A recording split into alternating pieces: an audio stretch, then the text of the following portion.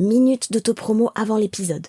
À l'occasion de la sortie du podcast, j'avais envie de fêter ça en t'offrant gratuitement un atelier de groupe en visio autour des menstruations le jeudi 6 mai à 20h30 sur Zoom et un replay pendant un mois. Je l'ai appelé la Menstruteuf, parce que j'ai envie de célébrer les règles, les menstrues, les coquelicots, les ragnagnas, bref, célébrer cette phase du cycle qui est souvent pénible et douloureuse. Alors, ça sera pas du tout du féminin sacré, il y aura pas de symbole essentialiste de l'utérus, non, c'est un atelier féministe et festif. Donc pour t'expliquer le déroulé, ça se passera en 2 parties. La première, je vais parler des menstruations, comment ça fonctionne, pourquoi ça fait mal, etc. et je répondrai à toutes les questions. Et puis dans un deuxième temps, je te proposerai de poser ton cerveau à côté de toi sur ton canapé et de faire passer tout ça dans ton corps.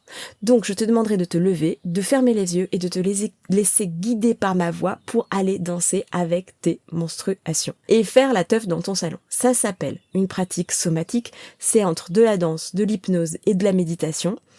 Ouais, c'est bizarre, je te l'accorde, dit comme ça. Je peux pas te l'expliquer d'une autre manière, il faut le vivre pour le comprendre.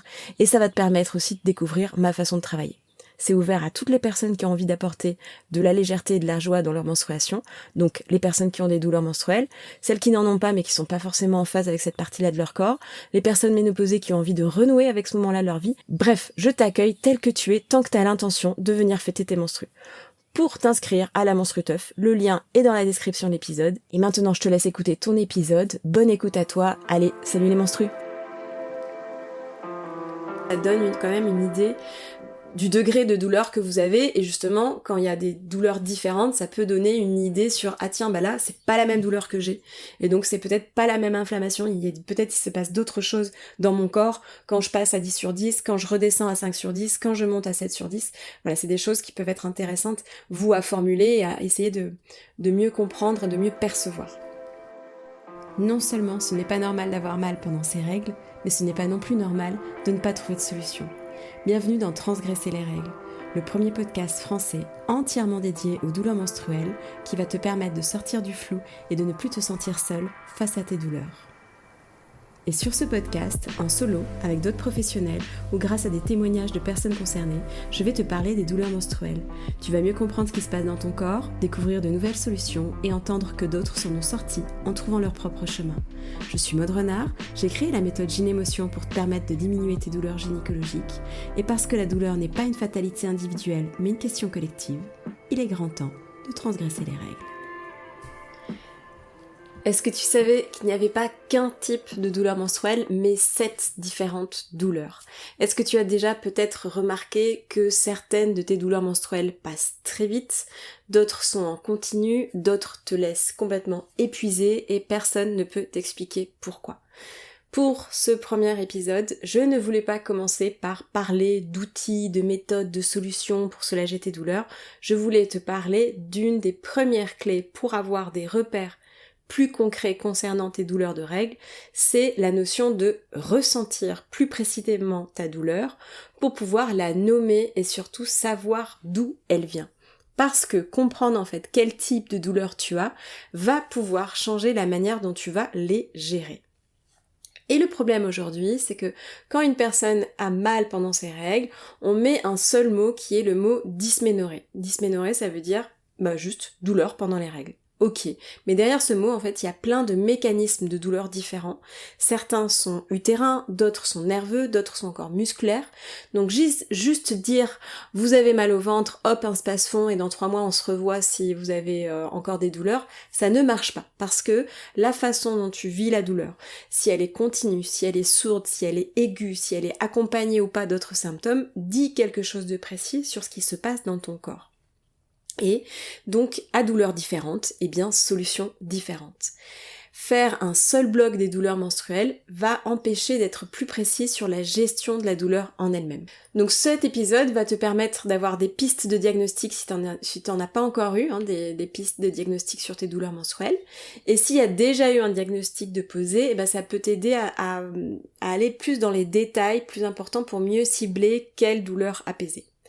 Aujourd'hui, je vais donc te lister les 7 types de douleurs menstruelles différentes que moi j'ai répertoriées de manière empirique à force d'accompagner, mais je ne vais pas me lancer dans les explications de solutions. Cet épisode, il est vraiment surtout là pour détailler les sensations. Donc n'hésite pas à noter au fur et à mesure si ça te concerne ou pas. Et je précise, de précision, c'est que souvent il y a différentes douleurs qui sont en même temps. C'est-à-dire ne sois pas surprise si tu te dis « Ah bah tiens, j'ai cette douleur-là » et puis à la troisième douleur « Ah bah j'ai aussi cette douleur-là ». Ça peut être logique parce que certains mécanismes de douleur vont entraîner d'autres mécanismes de douleur.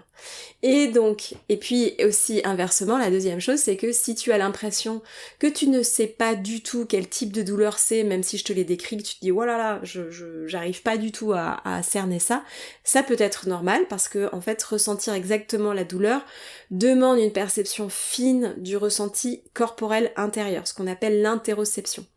Et en fait, c'est quelque chose qu'on nous apprend pas déjà à en fait ressentir à l'intérieur de nous. C'est quelque chose qui est vraiment difficile pour certaines personnes parce qu'on nous l'apprend pas, parce que aussi la sensation parfois elle est enfin voilà, il y a certaines, on va dire, sensibilités de certaines personnes qui ne ressentent beaucoup moins l'intérieur, précisément l'intérieur du corps.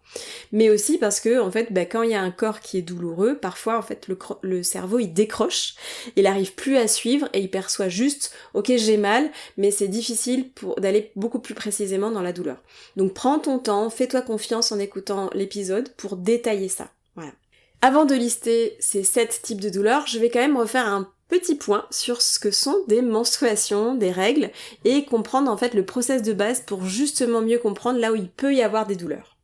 Donc, durant tout le cycle menstruel, l'utérus va se gorger de muqueuses et de canaux sanguins pour accueillir un potentiel ovule fécondé.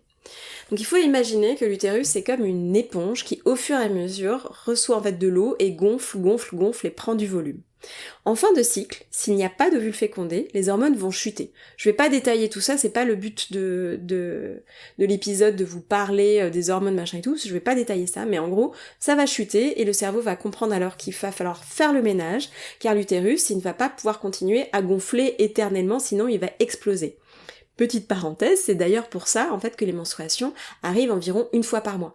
S'il n'y avait pas ça, en fait, s'il n'y avait pas un ménage qui était fait, l'utérus continuerait à gonfler sous en fait l'effet de l'oestrogène et la progestérone et se remplirait de muqueuses. Donc ça serait pas en fait très cool. Donc c'est pour ça que hop, une fois par mois, on libère tout, on nettoie tout, on fait le ménage en gros. Donc l'utérus va libérer des molécules qu'on appelle des prostaglandines, c'est important parce que je vais en parler plus tard, et en fait ces prostaglandines vont permettre la contraction de l'utérus.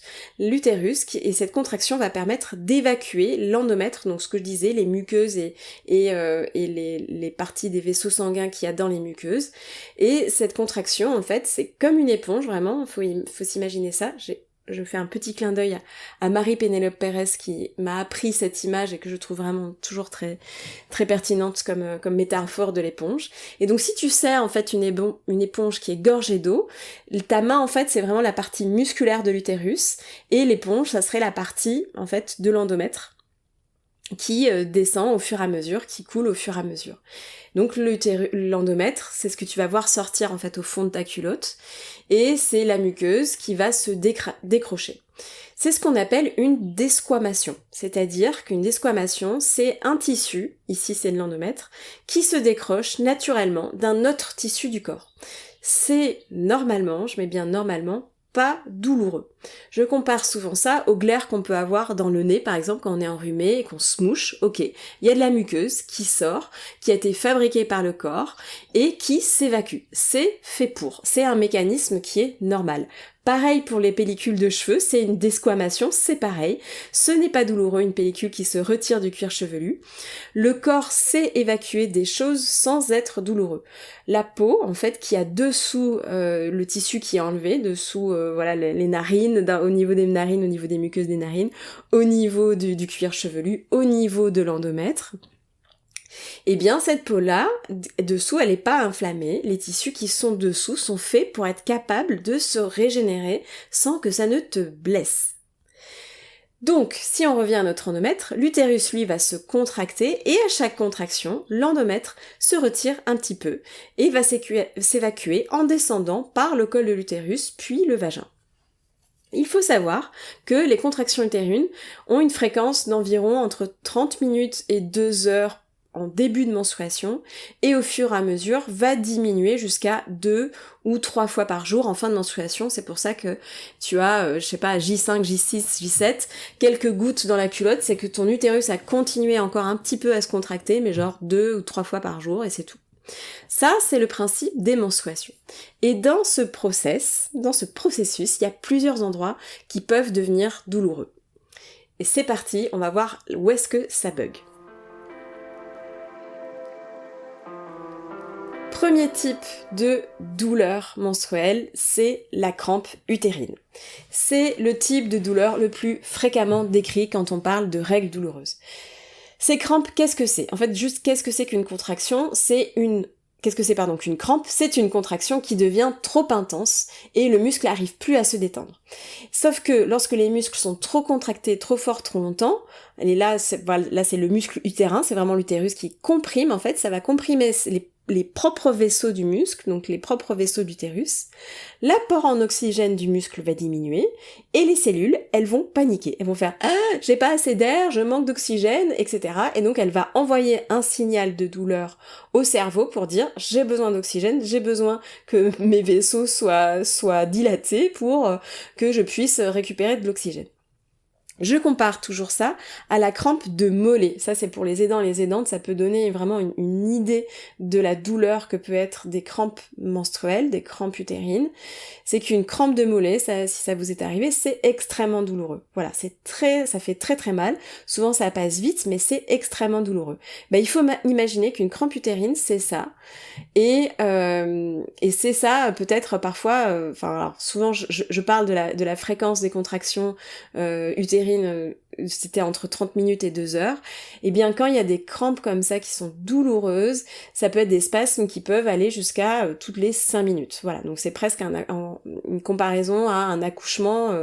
Les contractions sont très intenses, très rapprochées, donc on appelle ça des crampes. La faute à qui ? La faute aux hormones de prostaglandine qui sont soit trop nombreuses en fait, et ça on appelle ça une hyperproduction de prostaglandine, et donc à ce moment-là il y en a trop, et donc ça va trop fort contracter, trop vite, ça va être trop intense, et donc effectivement ça va manquer d'oxygène, ça va trop fort se contracter, ça va devenir une crampe. Soit il y a une hypersensibilité à la prostaglandine, c'est-à-dire que en fait le taux de prostaglandine peut être bon, mais en fait il y a une surréaction du corps, pour X ou Y raison, il y a une sensibilité très forte, et ça, sur quelque chose qui devrait être une simple action de contraction, ça devient une crampe parce qu'il y a une hypersensibilité à la prostaglandine. Comment ça se traduit dans le corps ?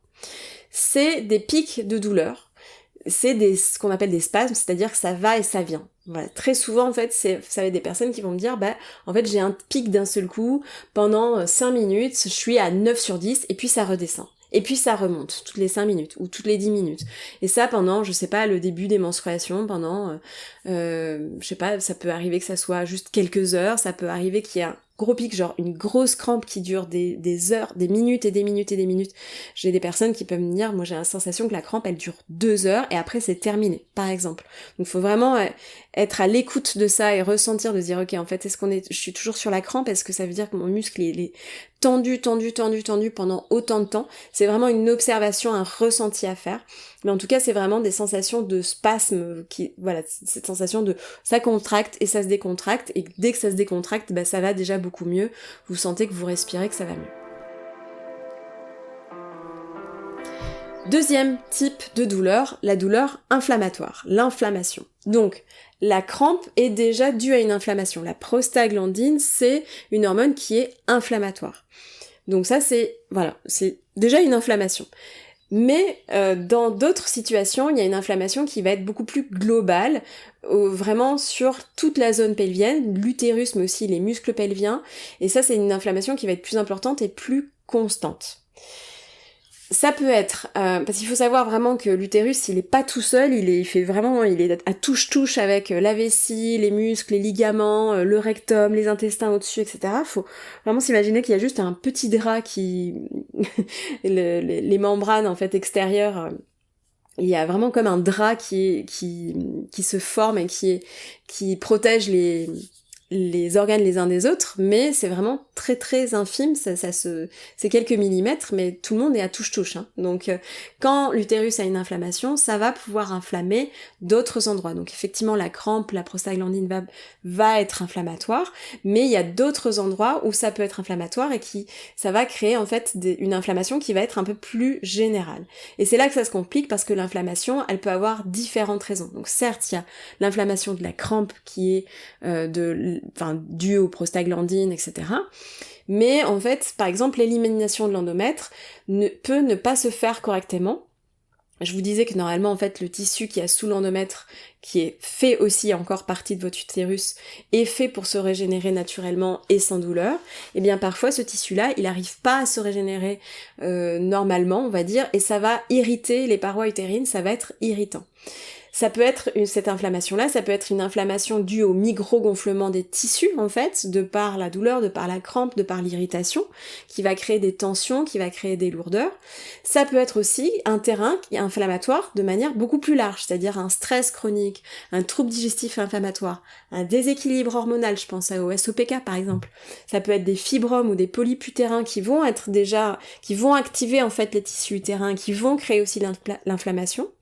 Ça peut être aussi le stérilet. Le stérilet, pareil, ça fait partie dans les crampes utérines. Le stérilet, en fait, s'il est mal posé ou si l'utérus est ultra sensible, le stérilet peut créer une inflammation justement des parois utérines pendant les menstruations qui va créer de la douleur. Donc là, on est vraiment sur des douleurs, comment ça se traduit dans le corps, hein, ça va être des douleurs qui vont être beaucoup plus diffuses, beaucoup plus sourdes, et c'est surtout des douleurs qui vont être en continu. Donc moi, j'ai souvent des personnes qui me témoignent, qui me disent, les personnes que j'accompagne, je suis à 6/10 en continu, par exemple, pendant 3 jours, et puis j'ai des pics à 9/10 le premier jour. Je fais une petite parenthèse là, parce que je parle de ça très naturellement, mais effectivement, moi j'utilise beaucoup l'échelle de la douleur, sachant que 0, c'est pas du tout douleur, 10/10, c'est la douleur la plus intense que vous pouvez aller, c'est-à-dire juste avant, on va dire, le malaise vagal. Et donc, vraiment, après, c'est à vous d'ajuster. C'est ce qui est intéressant dans cette échelle de la douleur. Et j'en ferai un épisode très spécifique, mais c'est à vous de juger, en fait, on n'a pas à vous juger sur si c'est 9/10 ou si c'est 3/10, juste moi je vous crois en fait, je vous crois si vous me dites que c'est à 9/10, que c'est à 10/10, je vous crois, voilà, c'est vraiment juste ça, mais du coup ça donne quand même une idée du degré de douleur que vous avez, et justement, quand il y a des douleurs différentes, ça peut donner une idée sur, ah tiens, bah là, c'est pas la même douleur que j'ai, et donc c'est peut-être pas la même inflammation, peut-être il se passe d'autres choses dans mon corps, quand je passe à 10/10, quand je redescends à 5/10, quand je monte à 7/10, voilà, c'est des choses qui peuvent être intéressantes, vous, à formuler et à essayer de mieux comprendre et de mieux percevoir. Troisième type de douleur, la douleur due à des lésions. Donc c'est aussi une inflammation, mais là c'est extrêmement spécifique parce que c'est des lésions, et ces lésions-là, c'est la faute à qui? C'est spécifiquement de l'endométriose ou de l'adénomiose, c'est-à-dire que c'est 2 maladies très spécifiques qui vont créer des lésions. Une lésion, je vais pas rentrer dans le sujet, je vais pas détailler parce que je vais avoir des invités, des expertes du sujet d'ici quelques épisodes, donc je vais pas vraiment détailler, mais en gros, pour faire simple, une lésion c'est quoi? C'est une petite plaie à l'intérieur du corps, une petite coupure. Alors une petite coupure, c'est relatif. Il y a certaines lésions qui sont grandes, il y a certaines lésions qui sont microscopiques. Mais en tout cas, et c'est pas en fait la grandeur de la lésion qui va faire la douleur de la lésion, c'est ça qui est important. Il y a des petites lésions, je sais pas, vous avez peut-être parfois, je sais pas, dans les doigts, vous avez une toute petite épine minuscule qui vous fait hyper mal, et des fois, je sais pas, vous vous coupez, vous avez une grosse coupure sur un doigt, et ça vous fait pas plus mal que ça, donc vraiment, ce n'est pas la grandeur de la coupure, de la lésion, de la plaie qui fait la douleur, j'insiste là-dessus. Mais en tout cas, cette coupure, elle peut être sur un tissu qui est musculaire, sur un tissu qui est ligamentaire, sur un tissu d'un organe. Donc ça peut être effectivement sur l'utérus, ça peut être à l'intérieur de l'utérus, ça c'est ce qu'on appelle l'adénomiose, mais ça peut être aussi sur les parois intestinales, ça peut être sur le rectum, ça peut être sur des ligaments. Et en fait, ces petites lésions là, je suis désolée de dire petites lésions, ça minimise la douleur, mais sur ces lésions là, cette lésion elle peut saigner pendant les menstruations, mais elle peut aussi gonfler, elle peut aussi se coller, elle peut aussi se tirer à d'autres tissus environnants, et c'est ça qui va provoquer la douleur. Et j'insiste un peu là-dessus, mais en fait, ces lésions-là, c'est pas forcément, cette douleur, en fait, elle est pas forcément en lien avec les menstruations, c'est juste que la période des menstruations va générer une inflammation, de par la prostaglandine, etc., qui va créer on va dire une inflammation en plus des lésions qui sont déjà inflammées, ok? Donc c'est un peu une cerise sur le gâteau qui est déjà douloureux. Ça se traduit comment dans le corps, cette douleur-là?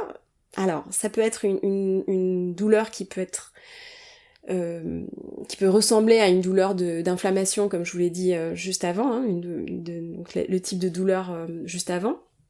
Mais ça va être souvent des douleurs qui vont être plus profondes, plus intenses, qui va être en continu aussi, et certains indices vont être importants, parce que ça peut être des lésions, ça peut être des douleurs qui vont être plus localisées, par exemple plus latéralisées. Ça va être une personne qui va me dire j'ai plutôt mal côté droit, ou plutôt mal en bas du dos, ou plutôt mal côté gauche, même si je sais qu'il y a certaines endométrioses où il y a plein de micro-lésions partout, et comme c'est diffus, il y a une sensation de douleur partout, donc ça arrive, donc ne vous dites pas ah non, moi j'ai pas mal du côté gauche, donc j'ai pas d'endométriose. Non, ça fonctionne pas comme ça.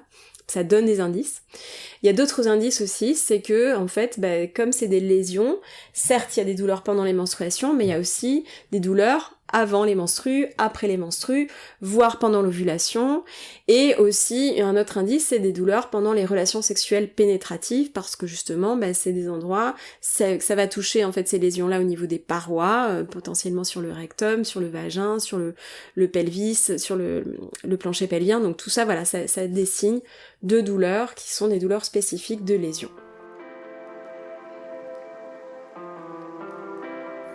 Quatrième type de douleur, ça va être les douleurs qui sont musculaires et ligamentaires.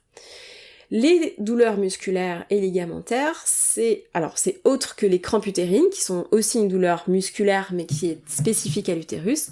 Là, je vais parler des douleurs qui vont être liées aux muscles qui sont autour de l'utérus. C'est-à-dire les muscles très souvent du bas du dos ou du plancher pelvien. La faute à qui? La faute à un utérus qui est inflammé. Donc, cet utérus, il est gonflé, il tire, ça va être douloureux déjà, il va déjà y avoir une douleur d'inflammation. Et comme l'utérus, je disais tout à l'heure, est relié à tout le reste du corps, il est relié surtout par des ligaments qui viennent s'accrocher dans le bas du dos, dans le bassin, au niveau du sacrum. Et tout ça, en fait, quand un utérus est inflammé, quand il est gonflé, quand il est déjà très fort contracté, ça va peser, ça va être très lourd, très fort, et ça va entraîner des douleurs qui vont être musculaires ou ligamentaires, parce qu'en fait les ligaments vont être là pour tirer un petit peu sur l'utérus, et va entraîner avec tous les muscles du bas du dos, ou bien tous les muscles du plancher pelvien. Donc vraiment, faut vous imaginer que votre utérus il est trop lourd. Ces ligaments, faut vraiment s'imaginer, souvent je donne cet exemple-là d'un enfant qui joue, vous voyez, il y a ça souvent à la plage ou dans les centres commerciaux, les enfants qui sont accrochés à des élastiques, là, comme ça, et qui sont sur un trampoline et qui sautent. Faut s'imaginer que votre utérus, il est accroché à des élastiques qui sont des ligaments de chaque côté, comme ça, et en fait, quand il est lourd, les élastiques, ils tirent, c'est les ligaments, et les ligaments, quand ils tirent, ils vont tirer sur les parois sur lesquelles ils sont accrochés. Et ils sont accrochés sur quoi? Sur le sacrum, qui est une des vertèbres, qui est l'avant-dernière vertèbre de votre colonne vertébrale, et ça peut entraîner d'autres ligaments qui tirent, vos lombaires qui vont tirer, les muscles des lombaires qui vont tirer, et tout ça, ça va créer des douleurs qui vont au niveau du bas du dos, parce que en fait votre utérus est trop lourd, trop inflammé, trop gonflé. Comment ça se traduit dans le corps? C'est souvent en fait le vocabulaire de la tension. Donc ça tire, ça tend, ça tiraille, ou alors c'est des points douloureux. Parfois ça brûle, mais c'est plutôt rare. Et ça va être souvent localisé, donc bas du ventre, pas du dos, mais plutôt, quand c'est, donc bas du dos c'est assez flagrant, mais au niveau du bas du ventre, ça va être presque en dessous de l'utérus, entre l'utérus et la vulve, cette sensation plutôt au niveau du plancher pelvien, plutôt musculaire. Cinquième type de douleur, ça va être la douleur nerveuse. Alors, il y a plusieurs branches dans la douleur nerveuse, tout le monde n'est pas vraiment d'accord, mais on va commencer par la douleur nerveuse classique, entre guillemets, ce qu'on appelle la douleur neuropathique. Donc, toute la zone de la sphère gynécologique l'utérus, le vagin, les ovaires, etc., le petit bassin, le plancher pelvien, toutes ces zones-là sont des zones qui sont très innervées, c'est-à-dire qu'il y a énormément de nerfs qui passent à cet endroit-là. La raison pour laquelle cette zone autour de l'utérus est très innervée, c'est d'abord qu'il y a le clitoris qui est vraiment pas loin et qui est lui très très riche en terminaisons nerveuses, mais aussi parce que en fait il y a tous les nerfs qui vont vers les jambes, qui sortent en fait de la colonne vertébrale en bas du dos et qui vont passer de manière très proche de l'utérus, des ovaires pour aller ensuite se diriger vers les jambes. Donc tous les nerfs qui vont jusqu'à vos petits orteils là, ils passent très proche de l'utérus et de la sphère gynéco en général. Donc qu'est-ce que c'est que les nerfs ? Le nerf, c'est souvent ce que je dis, c'est que c'est lui qui va communiquer entre le cerveau et le corps. Il fait le lien corps-cerveau. Je dis que c'est les pattes du cerveau, en fait. Votre cerveau, effectivement, il est à l'intérieur de votre crâne, mais pour que votre cerveau discute avec votre corps et pour que votre corps envoie des informations au cerveau, eh bien, il y a le système nerveux, tous les nerfs qui vont passer. Et donc, pour moi, en fait, ce système nerveux, c'est la continuité du cerveau pour aller discuter avec votre corps. C'est la manière de communiquer entre, voilà, les tissus, les organes, les viscères, etc., et le cerveau. Tout passe par les nerfs pour communiquer entre les deux, entre le corps et le cerveau. Donc, cette douleur nerveuse pendant les menstruations, elles ont plusieurs causes. C'est assez vaste. Dans les réseaux nerveux, il y a plusieurs nerfs qui vont être en cause. Le nerf pudendal, le nerf sciatique, le nerf obturateur, le nerf cutané abdominal, le nerf génitofémoral. Voilà, peut-être, c'est pas la peine de retenir tous les noms, mais en gros, si ça te parle de la description là que je vais en faire des douleurs nerveuses, je te conseille d'aller regarder sur internet le trajet de ces nerfs dont je viens de te parler, parce que peut-être que ça correspond à ta douleur et peut-être que tu vas trouver le nerf qui est abîmé. Donc, à quoi c'est dû, ces douleurs nerveuses ? Eh bien, effectivement, la première des raisons, c'est que peut-être que le nerf est abîmé. Il est irrité parce qu'il y a des contractions, parce qu'il y a des lésions qui sont autour de lui, qui vont inflammer, en fait, toute cette zone, et qui, en fait, à force d'inflammation, va venir abîmer le nerf en lui-même. Deuxième cause, ça va être que le nerf va être endommagé. Donc directement, c'est possible qu'il y ait des lésions, par exemple endométriales, qui viennent se coloniser, j'aime pas trop ce terme, mais qui viennent coloniser un des nerfs, et donc ce nerf va être endommagé. Et puis, troisième raison, c'est que potentiellement le nerf, il peut être comprimé, pincé, déplacé, et ça va être souvent des causes plus structurelles dans le corps, c'est-à-dire par exemple après un accouchement, ou après un accident avec un impact fort sur le bassin, ou aussi avec un fibrome, par exemple, qui va appuyer sur le nerf. Donc, les signaux des douleurs neuropathiques, très souvent, ça va être des sensations de brûlure, donc du très chaud ou du très froid. Ça va être des décharges électriques, ça va être des picotements, des fourmillements, des engourdissements. Et un des signaux qui est le plus révélateur, on va dire, c'est que la douleur, elle va avoir un parcours précis dans le corps. C'est-à-dire que, moi j'ai des personnes qui vont me dire, voilà, en fait, ça part effectivement, j'ai des douleurs menstruelles, mais la douleur, elle va jusque dans le haut de la jambe, elle passe derrière le genou et elle va dans le mollet, par exemple. Je dis un peu ça un peu au pif, mais en gros, elle va avoir une douleur qui est quand même assez précise. Et dernière chose aussi qui est un des signaux de douleurs neuropathiques, c'est que ces douleurs-là, elles sont très imprévisibles, très illogiques. Et donc ça peut être très épuisant parce qu'en fait on sait jamais quand ça va surgir.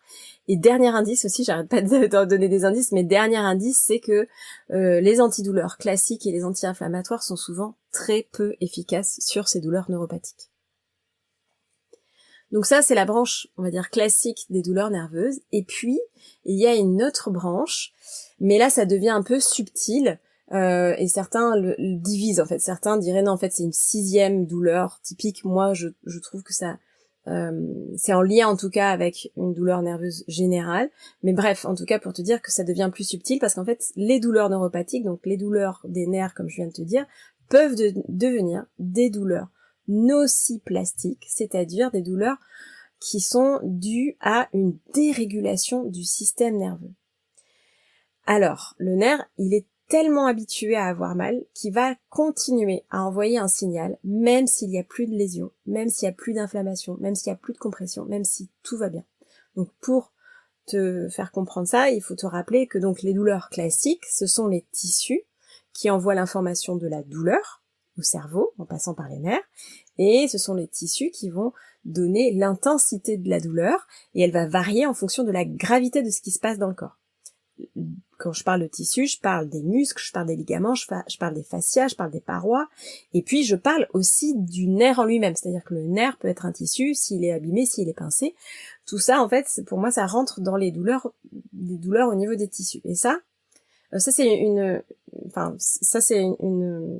c'est personnel comme réflexion parce que il va y avoir certains spécialistes qui vont vous dire non, il faut diviser la douleur neuropathique et la douleur des tissus, enfin bref.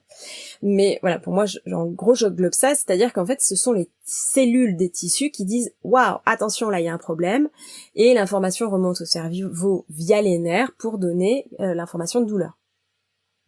Dans la douleur nociplastique, c'est différent, c'est-à-dire que c'est le nerf, c'est toujours un nerf, mais c'est le nerf lui-même qui envoie un signal de douleur, même si les tissus n'ont rien à signaler. Donc le nerf, il a tellement été habitué à transmettre cette information qu'il continue, même si la situation s'est améliorée, ou bien parfois il y a une douleur à signaler, mais elle prend une intensité extrême, alors qu'en fait l'information de gravité de la situation est relativement basse, c'est-à-dire que c'est une douleur qui devrait être, je sais pas, à une intensité de 1 ou 2 sur 10, ou peut-être 5, et en fait, en réalité, quand elle remonte au cerveau, cette douleur-là, elle est à 12 sur 10, quoi. Voilà. Ça s'appelle une surréaction nerveuse.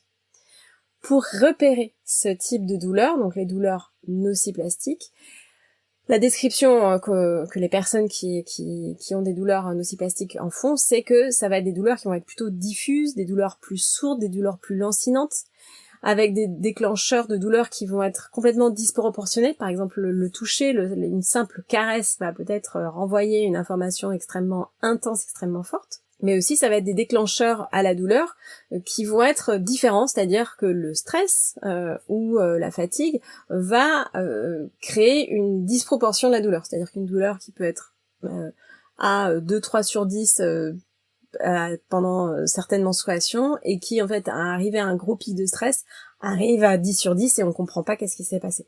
Voilà. Donc ça, petite parenthèse, j'ouvre bien sûr parce que je souris parce que ça c'est ma partie en fait, c'est tout le côté émotionnel, le stress, la fatigue, etc. C'est la dimension émotionnelle qui va créer l'expérience de la douleur. Donc ça c'est ce que j'accompagne moi. Donc là encore de nouveau les descriptions au niveau des douleurs nociplastiques, ça va être des douleurs qui vont être persistantes. Et un autre signe qui est important, ça va être qu'on ne voit plus rien à l'imagerie. Donc et on voit que voilà le corps n'a pas de problème, n'est pas abîmé, n'est pas inflammé, etc. Donc attention vraiment très fort au fait qu'on ne voit rien à l'imagerie. Pour être assuré qu'il n'y a vraiment rien à l'imagerie, il y a plusieurs choses en fait. Il faut être assuré que la personne qui a lu votre IRM, votre échographie, etc. est bien formée à la lecture, par exemple des lésions endométriales. Moi j'ai entendu trop de fois des gens qui me disaient oui, on m'a dit que j'avais pas d'endométriose, j'ai fait une IRM, on m'a dit que j'avais pas d'endométriose, et qui 3 ans après dans un centre spécialisé d'endométriose sur la même IRM, on leur a dit si il y a des lésions partout, ça se voit. Donc en fait c'est juste que les radiologues à ce moment-là n'étaient pas formés à ça. Donc assurez-vous, c'est pour ça allez dans des centres spécialisés pour que vos IRM, vos échos, vos radios soient lus par des professionnels qui se connaissent en endométriose, qui se connaissent dans les maladies de la sphère gynécologique en général.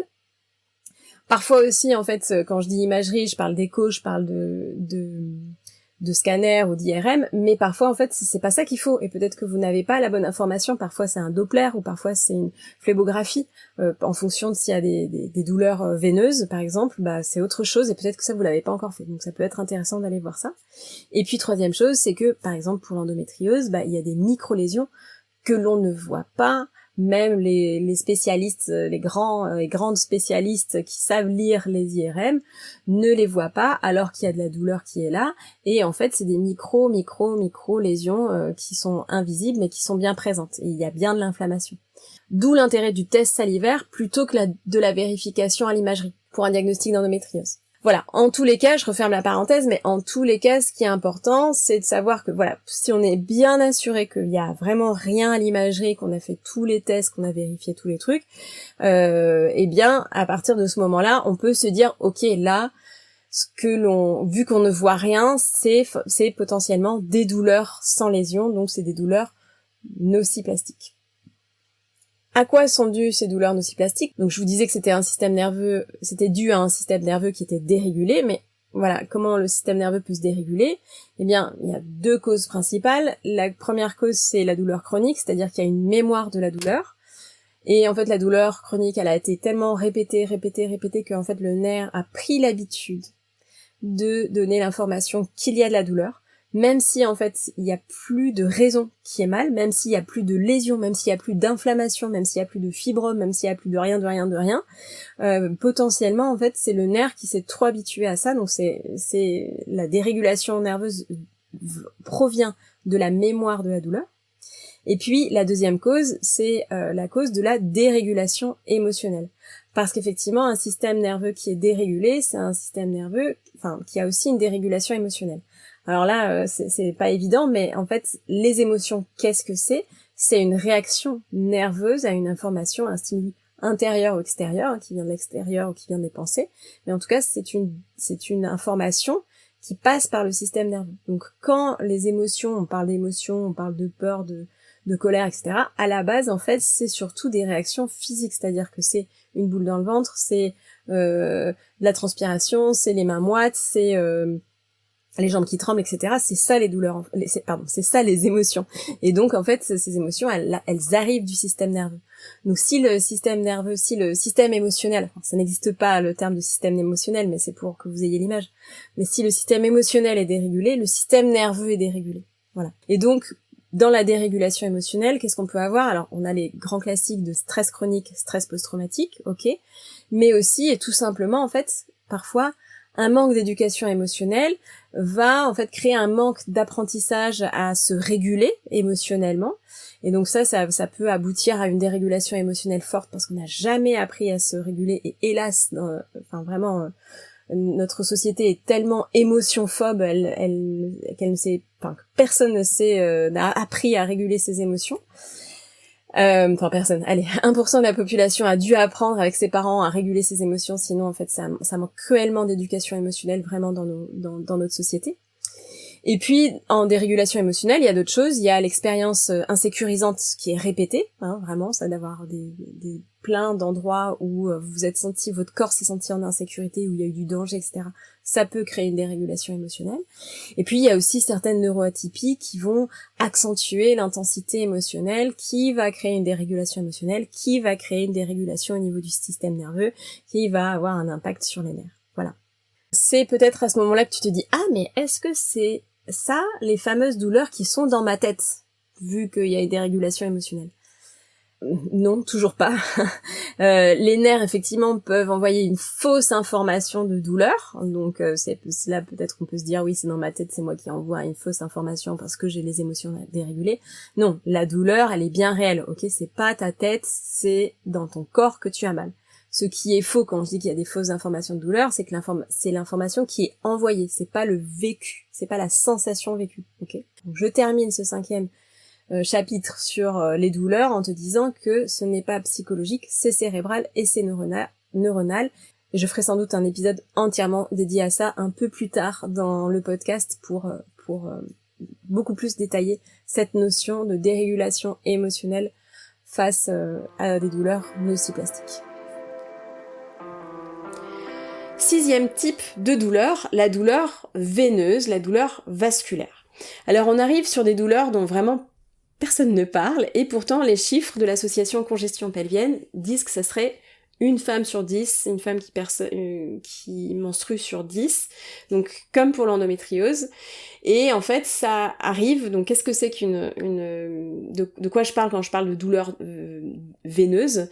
C'est que la circulation dans les veines pelviennes sont parfois ralenties ou dilatées. En gros, Le sang, lorsqu'il remonte vers le cœur, il est contre la gravité. Il essaye de monter, et voilà, c'est pas forcément évident. Donc, quand il y a donc les veines, en fait, elles ont des petits clapets pour éviter que le sang ne redescende.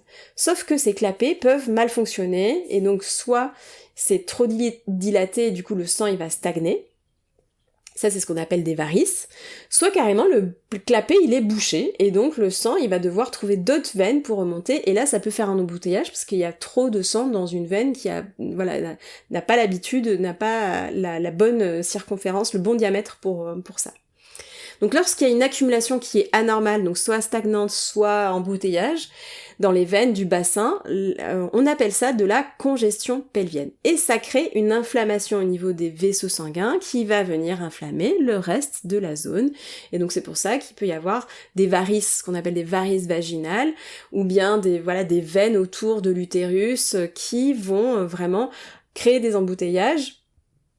Et pendant les menstruations, la zone du bassin en fait de l'utérus qui est très très très vascularisée va avoir des conséquences sur peut-être des varices qui seraient pas douloureuses en temps normal, parce qu'en fait en réalité des varices, souvent ce qu'on dit c'est que si on faisait tout le test, on aurait toute une petite varice au niveau du vagin, etc. C'est quelque chose qui est normal, un petit clapet qui bug, c'est normal dans le corps, mais quand il y a des menstruations qui arrivent, que la zone est extrêmement vascularisée, eh bien il y a une pression qui peut être très forte pendant les menstruations qui vont créer une douleur très forte. Ça serait dû à quoi ? En fait, les congestions pelviennes, il y a souvent des prédispositions génétiques, hélas. Donc si vous avez des personnes dans la famille qui ont des varices déjà au niveau des jambes, etc., déjà je vous le dis, ça n'aide pas. Mais il y a aussi, en fait, c'est aussi dû parfois à une pression mécanique, c'est-à-dire dû à des grossesses, à un accouchement ou de nouveau à des accidents au niveau du bassin qui font que les clapets des veines ont été fatigués à ce moment-là. Donc ça, c'est aussi important à prendre en compte. Et il y a aussi un facteur hormonal, parce qu'en fait, l'œstrogène va favoriser la dilatation des veines, et donc il va y avoir à certains moments du cycle des veines qui vont être beaucoup plus souples et donc beaucoup plus sensibles, et vont créer du coup de la douleur et de l'inflammation à cet endroit-là. Comment ça se traduit dans le corps ?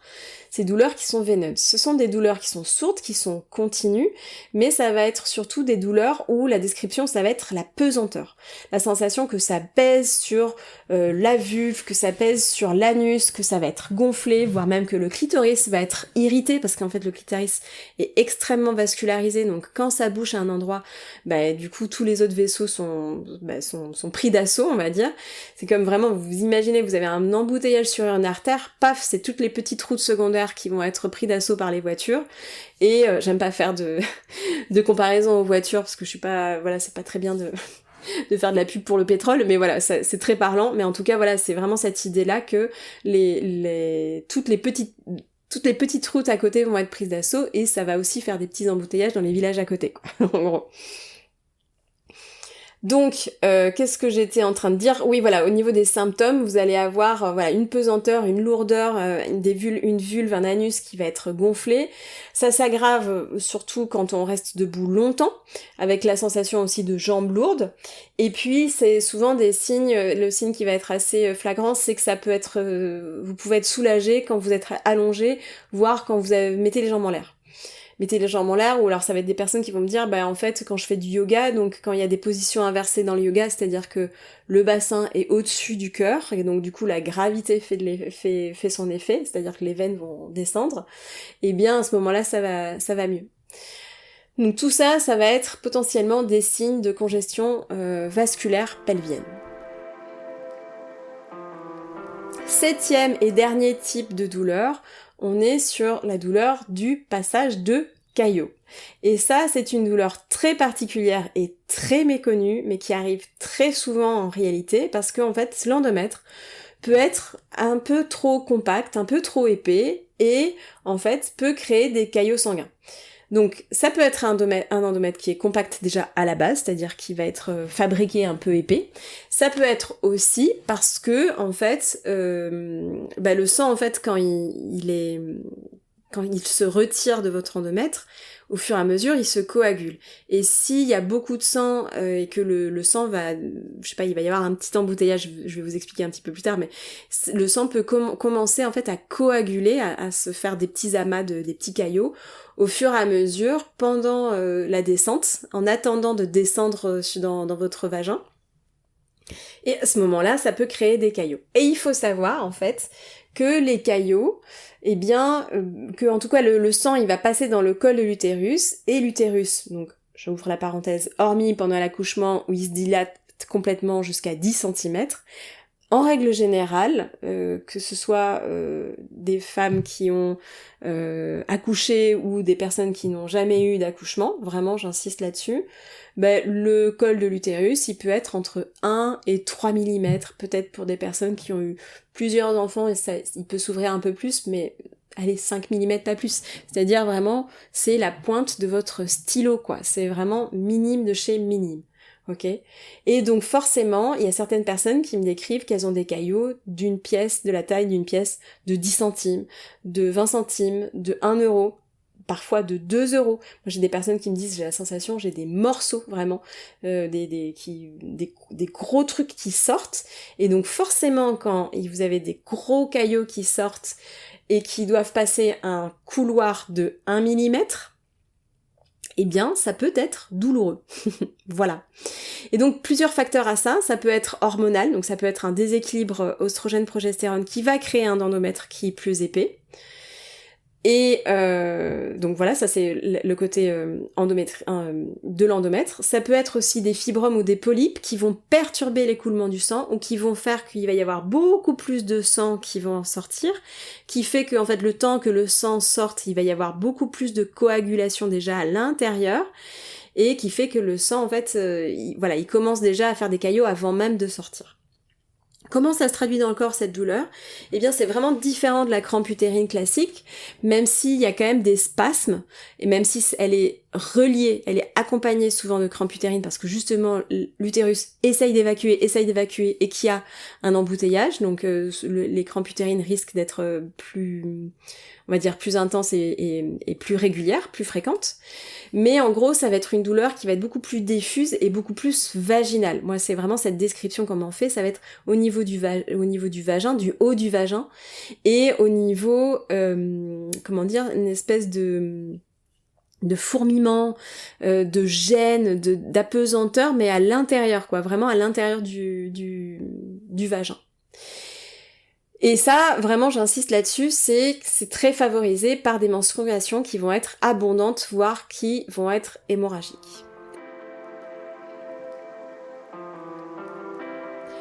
On en arrive à notre conclusion. Tu viens de passer 37 minutes avec moi à explorer un territoire des douleurs menstruelles.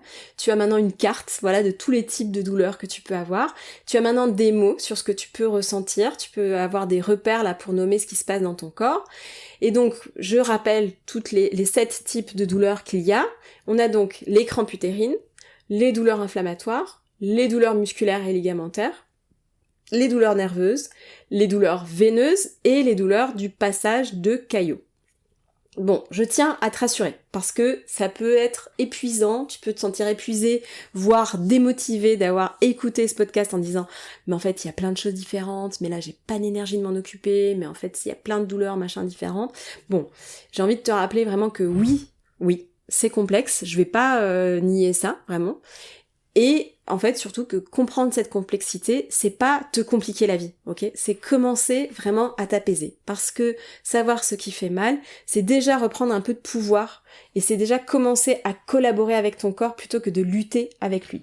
Donc je t'invite, là, maintenant, vraiment, à prendre le temps d'observer, d'écouter, de noter ce qui résonne pour toi. Et la prochaine fois que tu as tes menstruations qui vont arriver, tu vas pouvoir les accueillir avec un peu plus de clarté et tu vas pouvoir observer, tu dis « Ah ben là c'est de la contraction, ah ben là c'est plutôt du tiraillement, ah ben là c'est un pic de douleur » et tu vas pouvoir mettre beaucoup plus de sens sur ce qui t'arrive. Et vraiment, mets-moi un commentaire si t'as pensé à moi pendant tes menstruations, voir que tu as hâte maintenant d'avoir tes menstruations alors que tu as mal, d'habitude, parce que t'as écouté cet épisode. Si cet épisode t'a aidé, voilà, mets un petit signe discret, tu mets un commentaire, tu sauvegardes, ou bien tu le partages à une personne que ça pourrait soulager.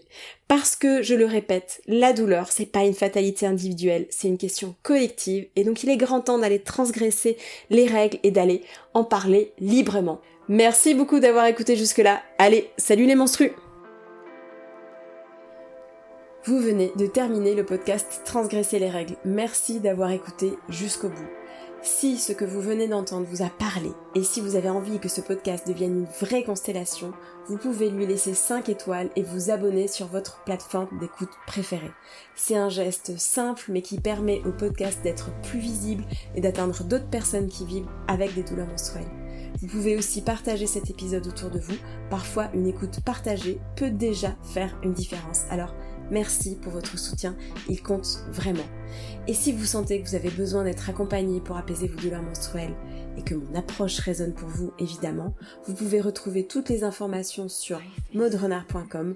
Vous y découvrirez les différentes manières dont je propose d'accompagner les personnes concernées à leur rythme et selon leurs besoins. Merci pour votre écoute et à très bientôt pour continuer ensemble à transgresser les règles.